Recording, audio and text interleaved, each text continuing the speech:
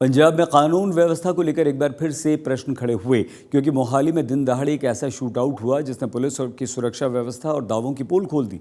ये वारदात किसी सुनसान इलाके में नहीं बल्कि मोहाली जिले के एसएसपी ऑफिस के ठीक बाहर हुई, जहां बदमाशों ने एक व्यक्ति को गोलियों से भून दिया, उसे मार डाला।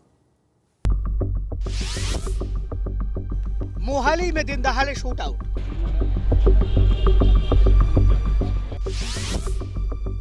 एसएसपी ऑफिस के बाहर गोलियों से भूना। दिन दहाड़े वारदात को अंजाम, आरोपी फरार। खुलेआम ऑपरेशन प्रहार की उड़ी धज्जियां। ये मोहाली के सीनियर सुपरिटेंडेंट ऑफ पुलिस का वही ऑफिस है जहां हर रोज पुलिस के बड़े बड़े अफसर बैठते हैं, जहां से पूरे जिले की कानून व्यवस्था कंट्रोल की जाती है। लेकिन हैरानी की बात तो ये है कि इसी ऑफिस के ठीक बाहर दिन दहाड़े बदमाश एक शख्स को गोलियों से भून देते हैं और आराम से फरार भी हो जाते हैं। वो भी तब जब पंजाब में गैंगस्टरवाद और अपराधियों पर नकेल कसने के लिए पुलिस ने ऑपरेशन प्रहार चलाया था और दावा किया था कि पंजाब में बंदूक की नोक पर लॉ एंड ऑर्डर का एनकाउंटर नहीं किया जाएगा। हम इस वक्त मोहाली में मौजूद हैं जहां पर एक फायरिंग इंसिडेंट हुआ है और शॉकिंग बात यह है कि ये फायरिंग इंसिडेंट एसएसपी ऑफिस के बाहर हुआ है। जी हां, ये बिल्कुल एसएसपी ऑफिस की बिल्डिंग है और ये देखिए आप, यहां पर जो है ये फायरिंग इंसिडेंट हुआ है जिसमें एक व्यक्ति की जान चली गई है। जी हां, उस व्यक्ति की पहचान जो है वो गुरविंदर सिंह नामक हुई है। हालांकि पुलिस अभी पूरी डिटेल्स नहीं बता रही है, लेकिन लगातार जो है हमने देखा कि जो फायरिंग और इस तरह के इंसिडेंट्स जो हैं वो बड़े हैं, लेकिन यहाँ पर ये इंसिडेंट हुआ और कहते काफी फायरिंग हुई है जिसमें गुरविंदर सिंह थे, उनकी पत्नी भी साथ में थी, लेकिन गुरविंदर की जो कह रहे हैं कि मौके पे डेथ हुई है। फॉरेंसिक टीम्स आप देख सकते हैं मौके पे मौजूद हैं और हैरानी की बात यह है कि यहाँ पे जुडिशियल कोर्ट कॉम्प्लेक्स भी है, एडमिनिस्ट्रेटिव कॉम्प्लेक्स है, एसएसपी भी यहाँ पर बैठते हैं और इस तरह का इंसिडेंट यहाँ पर हो जाना बहुत हैरानी वाली बात है। लेकिन लगातार ग्लेयरिंग सिचुएशन है जहाँ तक कि लॉ एंड ऑर्डर सिचुएशन की बात है और आप देख सकते हैं पुलिस जो है मौके पर मौजूद है, लेकिन डिटेल्स रिवील नहीं कर रहे हैं। लेकिन इतनी बात यह है कि पुष्टि हो चुकी है कि ये जो यहाँ पर इंसिडेंट हुआ है उसमें एक शख्स की जो है फायरिंग में डेथ हुई है। दिन दहाड़े हुए शूटआउट में जिस शख्स की मौत हुई है उसकी पहचान गुरविंदर सिंह के तौर पर हुई है, जो पेशी के लिए मोहाली कोर्ट आया हुआ था।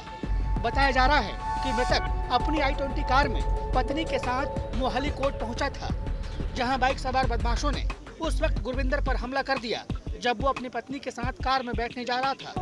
पुलिस के मुताबिक मृतक शख्स पर एनडीपीएस एक्ट के तहत केस दर्ज था, साथ ही कई और मामलों में भी आरोपी था।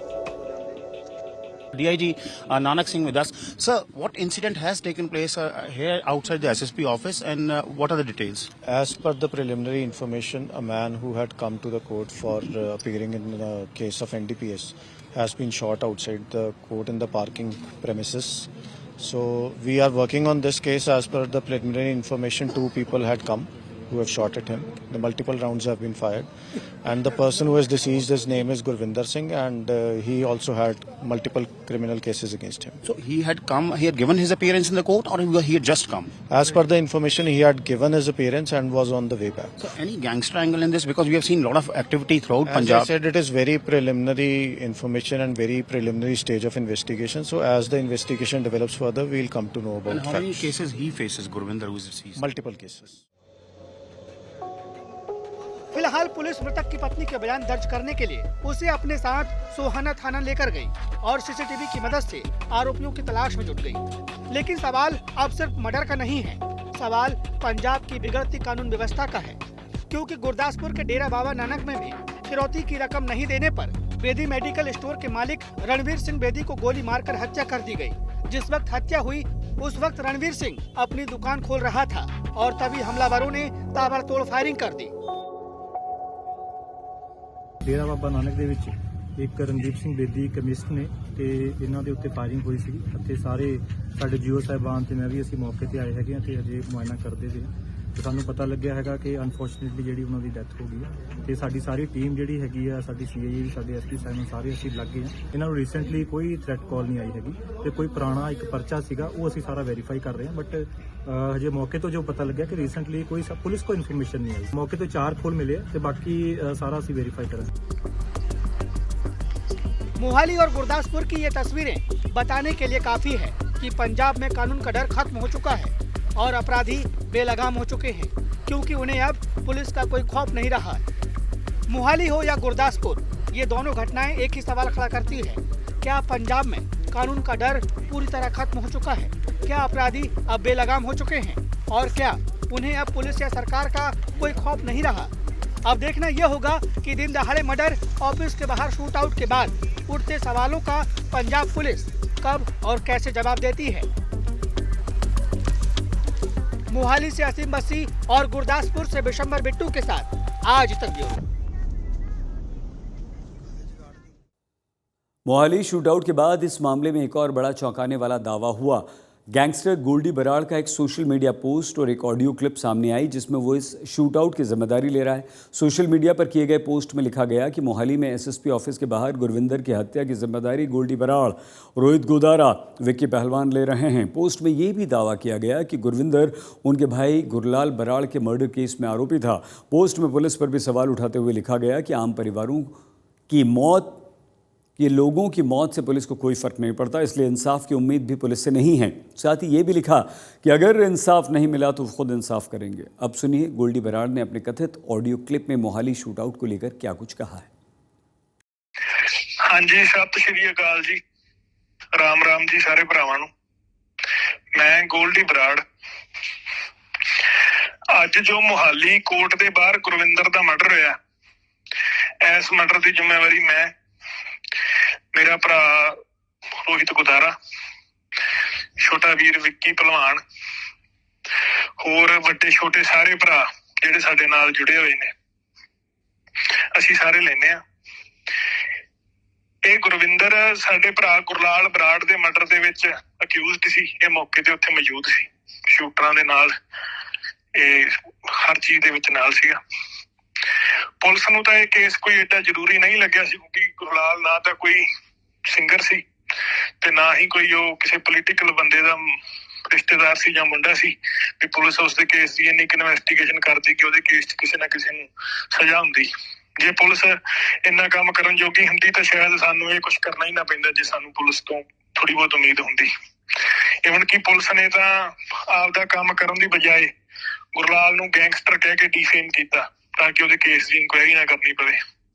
ਹਾਲਾਂਕਿ ਗੁਰਲਾਲ ਤੇ ਇੱਕ ਵੀ ਕੇਸ ਨਹੀਂ ਸੀ। ਮੈਂ ਪੁਲਿਸ ਨੂੰ ਚੈਲੰਜ ਕਰਦਾ, ਮੈਨੂੰ ਇੱਕ ਵੀ ਕੇਸ 'ਚ FIR ਦਿਖਾ ਦੇਣ ਉਹਦੀ, ਜਿਹਨੂੰ ਤੁਸੀਂ ਗੁਰਲਾਲ ਗੈਂਗਸਟਰ ਕਹਿ ਕੇ ਅਖਬਾਰਾਂ 'ਚ ਨਿਊਜ਼ ਦਿੱਤੀ ਵੀ ਗੁਰਲਾਲ ਗੈਂਗਸਟਰ ਮਰ ਗਿਆ, ਤਾਂ ਹੀ ਤੁਸੀਂ ਕੇਸ ਬੰਦ ਕਰਤਾ, ਸਾਰੇ ਬੰਦੇ ਕੇਸ 'ਚੋਂ ਬਰੀ ਹੋ ਗਏ। ਪਰ ਸਾਡੇ ਮਨਾਂ 'ਚੋਂ ਬਰੀ ਨਹੀਂ ਹੋਣਗੇ ਜਿਨ੍ਹਾਂ ਨੇ ਸਾਡੇ ਭਰਾਵਾਂ ਦਾ ਨੁਕਸਾਨ ਕੀਤਾ, ਚਾਹੇ ਉਹ ਗੁਰਲਾਲ ਸੀ ਚਾਹੇ ਇੰਦਰਪ੍ਰੀਤ ਪੈਰੀ ਹੈ। ਜਿਹੜੇ ਵੀ ਲੱਲੀ ਛੱਲੀ ਨੇ ਸਾਡੇ ਭਰਾਵਾਂ ਦੇ ਨੁਕਸਾਨ 'ਚ ਥੋੜੀ ਬਹੁਤ ਵੀ ਇਨਵੋਲਵਮੈਂਟ ਕੀਤੀ ਹੈ, ਉਹਨਾਂ ਨੂੰ ਅਸੀਂ ਮਾਰਾਂਗੇ, ਚਾਹੇ 5 ਸਾਲਾਂ ਬਾਅਦ ਮਾਰੀਏ ਚਾਹੇ 50 ਸਾਲਾਂ ਬਾਅਦ ਮਾਰੀਏ। ਜਿੰਨਾ ਚਿਰ ਅਸੀਂ ਜਿਉਂਦੇ ਆ ਉਹਨਾਂ ਚਿਰ ਤੁਸੀਂ ਇਹ ਨਾ ਸੋਚਿਓ ਵੀ ਤੁਹਾਡੇ ਉੱਤੋਂ ਤਲਵਾਰ ਸਿਰ ਤੋਂ ਚੱਕੀ ਗਈ। ਕਿਸੇ ਟਾਈਮ ਵੀ ਤੁਹਾਡੇ ਸਿਰ ਤੇ ਤਲਵਾਰ ਡਿੱਗ ਸਕਦੀ ਹੈ, ਬਾਅਦ ਜੋ ਜੇ बचा ਜਾਂਦਾ था। 4 मिनट के वायरल ऑडियो क्लिप में गैंगस्टर गोल्डी बराड़ ने अमृतसर से गिरफ्तार किए गए अपने माता पिता को लेकर भी पंजाब सरकार को चेतावनी दी है। सुनिए माता पिता की गिरफ्तारी पर गोल्डी ने क्या कहा। पंजाब सरकार ਨੂੰ कहना ਚਾਹਣਾ, ਜੇ ਜ਼ਰੂਰਤ ਹੋਵੇ ਨਾ ਤਾਂ ਜਾਇਜ਼ ਗੱਲ ਕਰੀਦੀ ਹੁੰਦੀ ਹੈ, ਸਿੱਧਾ ਹਿੱਕ 'ਚ ਵੱਜੀਦਾ ਹੁੰਦਾ। ਠੀਕ ਹੈ, ਜੇ ਤੁਹਾਡੀ ਜ਼ਰੂਰਤ ਹੈ ਨਹੀਂ ਮੇਲ ਤੱਕ ਪਹੁੰਚਣ ਦੀ, ਜੇ ਤੁਹਾਡੀ ਗੁਜਰਾਤ ਦਿੱਤੀ ਸਟੇਟਮੈਂਟ ਗਲਤ ਹੋ ਗਈ ਤੇ ਤੁਹਾਡੇ ਤੋਂ ਤੁਸੀਂ ਜ਼ੋਰ ਲਾ ਲਿਆ, ਸਾਰੀਆਂ ਏਜੰਸੀਆਂ ਨੇ, ਸਾਰੀ ਪੁਲਿਸ ਨੇ, ਤੇ ਤੁਹਾਡੇ ਤੋਂ ਫੜਿਆ ਨਹੀਂ ਗਿਆ, ਤੇ ਹੁਣ ਤੁਸੀਂ ਮੇਰੇ ਬਜ਼ੁਰਗ ਮਾਂ ਪਿਓ ਨੂੰ ਹਰਮੰਦਰ ਸਾਹਿਬ ਦਰਸ਼ਨ ਗਿਆ ਨੂੰ ਉੱਥੋਂ ਫੜ ਕੇ ਤੁਹਾਨੂੰ ਕੀ ਲੱਗਦਾ ਤੁਸੀਂ ਸਾਨੂੰ ਡਰਾ ਲਓਗੇ? ਆਏ ਨਹੀਂ ਅਸੀਂ ਡਰਦੇ। ਜਦੋਂ ਸਿਸਟਮ ਨੇ ਪਹਿਲਾਂ ਇੰਨੀ ਹੱਥ ਚੁੱਕੀ ਸੀ ਨਾ ਕਿ ਘਰਾਂ ਦੀਆਂ ਧੀਆਂ ਭੈਣਾਂ ਮਾਵਾਂ ਨੂੰ ਕਹਿਣ ਲੱਗ ਗਏ ਸੀ ਪੁਲਿਸ ਵਾਲੇ, ਉਦੋਂ ਹੀ ਮੁੰਡੇ ਜਿਹੜੇ ਆਮ ਕਾਲਜਾਂ ਵਾਲੇ ਮੁੰਡੇ ਸੀ, ਜਿਵੇਂ ਕਿ ਭਾਈ ਜਿੰਦਾ ਜੀ ਸੀ, ਜਿਨ੍ਹਾਂ ਨੂੰ ਕਾਲਜ ਵਿੱਚ, ਜਿਹੜੇ ਕਾਲਜ ਦੀਆਂ ਪ੍ਰਧਾਨਗੀਆਂ ਲੜਾਈਆਂ ਝਗੜਿਆਂ ਤੱਕ ਹੁੰਦੇ ਸੀ ਉਸ ਟਾਈਮ, ਜਿਨ੍ਹਾਂ ਨੂੰ ਚੰਗਿਆੜਾ ਬਦਮਾਸ਼ ਤੱਕ ਕਹਿ ਕੇ ਕਾਲਜ 'ਚ ਉਹਨਾਂ ਦੀ ਇੱਕ ਨਾਮ ਪਾਇਆ ਹੋਇਆ ਸੀ ਮੁੰਡਿਆਂ ਨੇ, ਤੇ ਉਹੀ ਭਾਈ ਹਰਜਿੰਦਰ ਸਿੰਘ ਜਿੰਦਾ, ਕੌਮ ਦੇ ਮਹਾਨ ਸ਼ਹੀਦ ਭਾਈ ਸੁੱਖਾ ਜੀ, ਜਿਨ੍ਹਾਂ ਨੇ ਤੁਹਾਡੇ ਵਰਗੇ ਹੰਕਾਰੀ ਬੰਦਿਆਂ ਦਾ ਸੌਦਾ ਲਾਇਆ। ਇਹੋ ਜਿਹੀਆਂ ਹਰਕਤਾਂ ਨਾ ਕਰੋ, ਕਿਸੇ ਦੀ ਧੀ ਭੈਣ, ਕਿਸੇ ਦੀ ਮਾਂ ਦੀ ਬੇਇੱਜ਼ਤੀ ਨਾ ਕਰੋ ਬਿਨਾਂ ਕਿਸੇ ਕਸੂਰ ਤੋਂ, ਕਿ ਉਹ ਤੁਹਾਡੇ ਸਾਰੀ ਉਮਰ ਦਾ ਖੱਤ ਪੈ ਜਾਵੇ। ਸਰਕਾਰਾਂ ਆਉਂਦੀਆਂ ਜਾਂਦੀਆਂ ਰਹਿੰਦੀਆਂ, ਸਾਰੇ ਲੀਡਰਾਂ ਦੀਆਂ, ਸਾਰੇ ਪੁਲਿਸ ਵਾਲਿਆਂ ਦੇ, ਸਭ ਦੇ ਜਵਾਕਵਾਰ ਸੈੱਟ ਹੈ, ਠੀਕ ਹੈ, ਤੁਸੀਂ ਇਕੱਲੇ ਪੰਜਾਬ ਤੱਕ ਸੀਮਤ ਹੋ, ਅਸੀਂ ਸਾਰੀ ਦੁਨੀਆ 'ਚ ਹੀ ਹੈ। ਜੇ ਇਹਨਾਂ ਚੀਜ਼ਾਂ ਤੇ ਆ ਕੇ ਸਾਨੂੰ ਸਾਰੀਆਂ ਤੁਹਾਡੀਆਂ ਰਿਸ਼ਤੇਦਾਰੀਆਂ, ਸਭ ਪੁਲਿਸ ਦੀਆਂ, ਸਭ ਲੀਡਰਸ਼ਿਪ ਦੀਆਂ ਪਤਾ ਹੈ। ਨਜਾਇਜ਼ ਨਾ ਕਰੋ, ਨਜਾਇਜ਼ ਕਰੋਗੇ ਤਾਂ ਅਸੀਂ ਵੀ ਨਜਾਇਜ਼ ਕਰਾਂਗੇ। ਜੇ ਅਸੀਂ ਨਜਾਇਜ਼ ਕਰਨ ਤੇ ਆ ਜਾਈਏ, ਹਰ ਰੋਜ਼ ਇੱਕ ਬੰਦਾ ਮਰਾ ਸਕਦੇ ਆ। ਮਨ 'ਚ ਵਹਿਮ ਨਾ ਰੱਖਿਓ। ਮੈਂ ਕਦੇ ਕਿਸੇ ਬੰਦੇ ਨੂੰ ਨਜਾਇਜ਼ ਨਹੀਂ ਮਰਾਇਆ, ਆਪਦੀਆਂ ਦੁਸ਼ਮਣੀਆਂ ਨਿਬੇੜੀਆਂ, ਹਿੱਕ ਠੋਕ ਕੇ ਨਿਬੇੜੀਆਂ। ਕੋਈ ਸਾਧ ਬੰਦਾ ਨਹੀਂ ਮਾਰਿਆ ਦੁਨੀਆ, ਕੋਈ ਕਿਸੇ ਨੂੰ ਸਾਧ ਬਣਾਈ ਜਾਵੇ। ਜਿਹਦਾ ਮਰਜ਼ੀ ਬੈਕਗ੍ਰਾਉਂਡ ਚੱਕ ਲਿਆ, ਜੇ ਜਿਹਨੂੰ ਮੈਂ ਮਰਾਇਆ ਉਹ ਦੇਖ ਲਿਆ ਜੇ ਕੀ ਉਹਨਾਂ ਦਾ ਬੈਕਗ੍ਰਾਉਂਡ ਸੀ। ਉਹ ਹਰਕਤਾਂ ਨਾ ਕਰੋ ਵੀ ਸਾਰੀ ਉਮਰ ਦੀ ਦੁਸ਼ਮਣੀ ਪੈ ਜਾਵੇ। ਅਸੀਂ ਇੰਨਾ ਕੁ ਮੋਹ ਰੱਖਦੇ ਹਾਂ ਹਜੇ ਆਪਦੀ ਮਿੱਟੀ ਨਾਲ, ਸਾਨੂੰ मोह तोड़ ना करो साडी मिट्टी तो। फिलहाल पुलिस इस पोस्ट और ऑडियो की जांच कर रही है। इस बीच पंजाब बीजेपी के अध्यक्ष सुनील जाखड़ ने भी पंजाब सरकार पर हमला बोला। सुनील जाखड़ ने सोशल मीडिया पर पोस्ट करके लिखा, डेरा बाबा नानक में दुकानदार की हत्या के बाद अब मोहाली में एसएसपी कार्यालय के ठीक बाहर एक व्यक्ति की गोली मारकर हत्या कर दी गई। हमलावरों ने दिखा दिया कि पंजाब में कानून व्यवस्था नाम की कोई चीज़ नहीं। डेरा बाबा नानक में जिस व्यक्ति की हत्या की गई उस पर पहले भी हमला हो चुका था, लेकिन प्रशासन की ओर से कोई कार्रवाई नहीं की गई। मोहाली में स्थिति बेहद चिंताजनक है। एसएसपी ऑफिस के बाहर ही मर्डर से ये साफ संदेश है और ये दर्शाता है कि अपराधियों के मन में सरकार पुलिस का डर पूरी तरह से ख़त्म हो चुका है। पंजाब में खन्ना पुलिस ने फैशन डिज़ाइनर आशु विजन के घर पर 19 जनवरी की रात हुई फायरिंग और कार जलाने के प्रयास में बड़ा खुलासा किया है। मामले के तार गैंगस्टर गोल्डी बराड़ से जुड़े होने का पुलिस ने दावा किया। पूरी साजिश का मास्टरमाइंड आशु का मुंह बोला भाई अमित कुमार लाडी है। पुलिस ने 5 को गिरफ्तार कर लिया है, जबकि शूटर्स की तलाश जारी है। ਅਸੀਂ ਇੱਕ ਗੈਂਗ ਜਿਹਨੇ ਫਿਰੌਤੀ ਦੀ ਮੰਗ ਕੀਤੀ ਸੀ 5 ਕਰੋੜ ਦੀ ਅਤੇ ਬਾਅਦ ਵਿੱਚ ਫਾਇਰਿੰਗ ਕੀਤੀ ਸੀ, ਇਹਦਾ ਪਰਦਾਫਾਸ਼ ਕਰਦੇ ਹੋਏ 5 ਮੁਜਰਮਾਂ ਨੂੰ ਸਕਸੈਸਫੁਲੀ ਕਾਬੂ ਕੀਤਾ ਹੈ। ਫਿਰੌਤੀ ਮੰਗਣ ਵਾਲਾ ਇਹ ਆਡੀਓ ਭੇਜਣ ਵਾਲਾ ਆਪਣੀ ਪਛਾਣ ਕਰਦਾ ਹੈ ਬਾਈ ਦ ਨੇਮ ਆਫ ਗੋਲਡੀ ਬਰਾੜ। ਇਸੇ ਸਾਲ 18-19 ਜਨਵਰੀ 2026 ਦੀ ਦਰਮਿਆਨੀ ਰਾਤ ਨੂੰ ਇਹਨਾਂ ਦੇ ਘਰ ਦੇ ਬਾਹਰ 4 ਨੌਜਵਾਨ ਆਂਦੇ ਨੇ। ਇਹ 2 ਮੋਟਰਸਾਈਕਲਾਂ ਤੇ ਆਂਦੇ ਨੇ, ਇਹਨਾਂ ਦੇ ਘਰ ਦੀ ਪਛਾਣ ਕਰਦੇ ਨੇ। ਫਿਰ ਇੱਕ ਜਲਨਸ਼ੀਲ ਪਦਾਰਥ ਦੇ ਨਾਲ ਇਹਨਾਂ ਦੀ ਗੱਡੀ ਨੂੰ ਅੱਗ ਲਾਉਣ ਦੀ ਕੋਸ਼ਿਸ਼ ਕਰਦੇ ਹਨ, ਜਿਹੜੀ ਕਿ ਬਾਅਦ ਚੋਂ ਬਚ ਜਾਂਦੀ ਹੈ, ਅਤੇ ਗੋਲੀਆਂ ਨਾਲ ਵਾਰ ਕਰਦੇ ਹਨ ਇਹਨਾਂ ਦੇ ਘਰ ਤੇ ਗੱਡੀ ਤੇ। मोहाली और डेरा बाबा नानक में घटना के बाद पंजाब में सुरक्षा पर सवालों के बीच चंडीगढ़ में आज सुरक्षा व्यवस्था को लेकर हड़कंप तब मच गया जब एक साथ शहर के 26 स्कूलों को बॉम्ब से उड़ाने की धमकी आ गई। इनमें सरकारी प्राइवेट दोनों तरह के स्कूल शामिल थे। धमकी मिलने के बाद एहतियातन अधिकतर स्कूलों में छुट्टी कर दी गई, बच्चों को तुरंत घर भेज दिया गया। बॉम्ब की खबर मिलने के बाद सभी स्कूलों में सघन तलाशी अभियान चलाया गया, जिसके बाद ये खबर अफवाह निकली। बताया जा रहा है कि ये धमकियां ईमेल के द्वारा भेजी गईं। इसके बाद सभी स्कूलों की सुरक्षा बढ़ाई गई। पुलिस ने पता लगाने की ये कोशिश की कि ईमेल कहां से आया, इसके पीछे कौन है। मामला भी पुलिस ने दर्ज कर लिया है। आज सुबह 8 बजे के करीब चंडीगढ़ के 3 स्कूलों में एक ईमेल थ्रेट कॉल रिसीव हुई। उसमें ये लिखा गया कि स्कूल को बॉम्ब से उड़ाने की धमकी दी गई। जैसे ही पुलिस कंट्रोल रूम चंडीगढ़ के पास ये इन्फॉर्मेशन आई, 112 पे हमें कॉल आई, उसके बाद तुरंत ही हमने अपनी टीम्स को एक्टिवेट करते हुए पुलिस टीम्स वहां पे पहुंच गई। हमारी anti sabotage BDS teams, bomb disposal teams schools में रिस्पॉन्ड की। उसके बाद एम्बुलेंस और फायर ब्रिगेड को भी वहां पे रिस्पॉन्ड करके इमीडिएटली चेक शुरू कर दिया गया। विजुअल चेक और एंटी सैबोटेज चेक के जरिए हमने चेक किया है। टोटल 26 स्कूल में ये कॉल आई हैं। हमारे पास जो डेटा अभी मौजूद है और जहां से इन्फॉर्म हुआ है, हमने 10 स्कूल्स की चेकिंग करा के उनको सैनिटाइज करा दिया है और वहां पे कुछ भी ऐसे शक्की नहीं पाया गया है। उनको सैनिटाइज करके हमने स्कूल प्रेमिसेस को हैंड ओवर कर दिया है। इसके अलावा जो हमें ईमेल आई है उसके बारे में बताना चाहती हूँ कि वो जीमेल के एक ईमेल आईडी से ईमेल आई है। चंडीगढ़ पुलिस का साइबर सेल और टीम्स इस पे काम कर रही हैं और जल्दी ही उसको ट्रेस कर लिया जाएगा। इस मामले में हमने सेक्टर 17 पुलिस स्टेशन में एक मामला भी दर्ज कर लिया और उसकी इन्वेस्टिगेशन अभी जारी है। संगरूर जिले के सूलन घराट इलाके में 17 जनवरी को कार एक्सीडेंट के मामले में खुलासा हुआ। जहां इस कार एक्सीडेंट को सड़क हादसा बताया जा रहा था, वहीं अब इसे सोची सच्ची एक घटना नहीं बल्कि साजिश कहा जा रहा है। हादसे में पंजाब पुलिस में तैनात सरबजीत कौर और उनकी मां की जिंदा जलकर मौत हो गई थी। जांच में पता चला है कि दोहरे हत्याकांड का मुख्य आरोपी मृतक का सगा भाई है, जो खुद भी पंजाब पुलिस में है। पुलिस के अनुसार संपत्ति विवाद के चलते आरोपी ने अपनी मां और बहन की भाई की हत्या की सबूत मिटाने के लिए शवों को कार में डालकर नहर में डाल दिया ताकि इसे सड़क हादसा दिखाया जा सके। पंजाब पुलिस ने अपने ही सिपाही को गिरफ्तार कर लिया है और हत्या कहां कैसे की गई अब ये पता लगा रही है।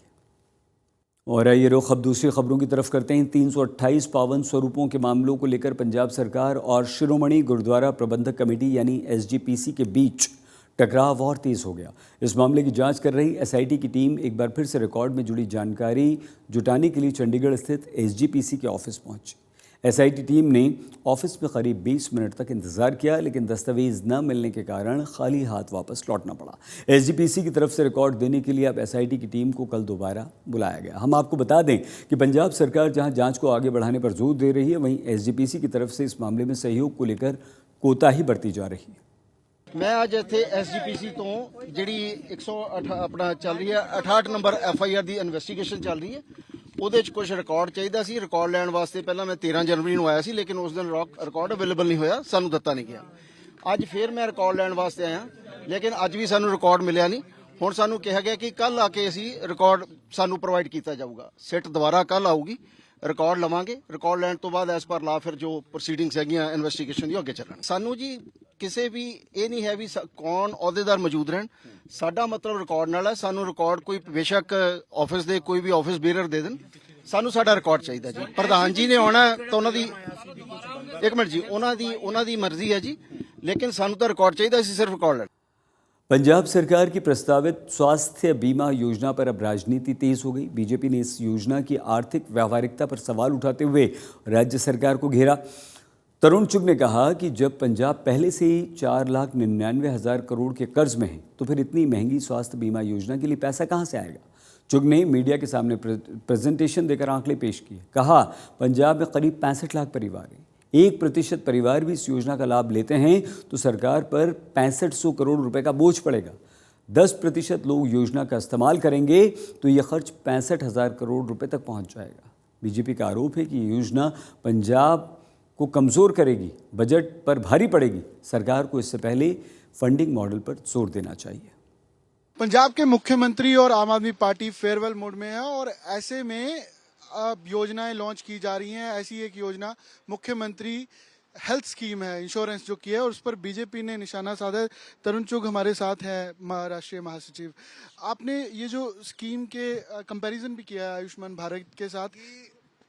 केजरीवाल के आशीर्वाद वाली भगवंत मान की सरकार का सबसे बड़ा झूठ है। आप 1 लाख का इंश्योरेंस ले रहे हो बीमा कंपनी से और 10 लाख का ब्रांड बना के बेच रहे हो, और कैपिंग इस ढंग से करते हो कि आदमी इलाज ही ना करा सके। और दूसरा मेरा प्रश्न है भगवंत मान साहब, अगर 65 लाख लोगों को आपने बीमा कवर दे ही दिया है तो कार्ड बनाने की आवश्यकता क्यों है। मेरा तीसरा प्रश्न है कि अगर आयुष्मान में का 600 करोड़ रुपए आप पंजाब के निजी हॉस्पिटल्स का बकाया है, तो अब इस योजना के लिए पैसा कहां से आएगा। मेरा चौथा क्वेश्चन है कि भगवंत मान साहब, इस स्कीम के अंदर अगर 10% लोग भी स्कीम का लाभ उठाएं तो स्टेट को 65,000 करोड़ रुपए चाहिए, और अगर 5% इस स्कीम का लाभ उठाएं तो 32,500 करोड़ रुपए चाहिए। अगर 1% भी उठाएं तो 6500 करोड़ रुपए बजट में चाहिए। आपने रखा है 778 करोड़, बाकी रुपया कहां से आएगा बता तो दीजिए। ये स्कीम कार्ड बनाने की डिले प्रैक्टिस के अंदर उलझाकर समय निकालने की एक योजना है, और ये केजरीवाल साहब ऐसे फ्लूस लेकर आते रहते हैं ताकि पंजाब की जनता को मूर्ख बनाया जा सके।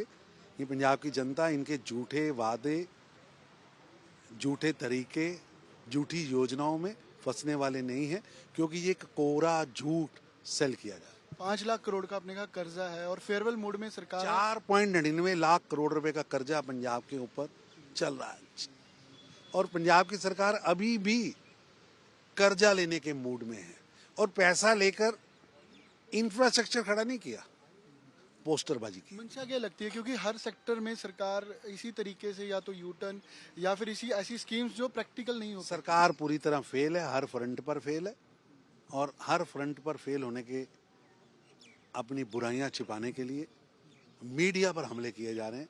मीडिया को डराया जा रहा है, धमकाया जा रहा है। मीडिया में अघोषित सेंसरशिप लगी हुई है पंजाब में।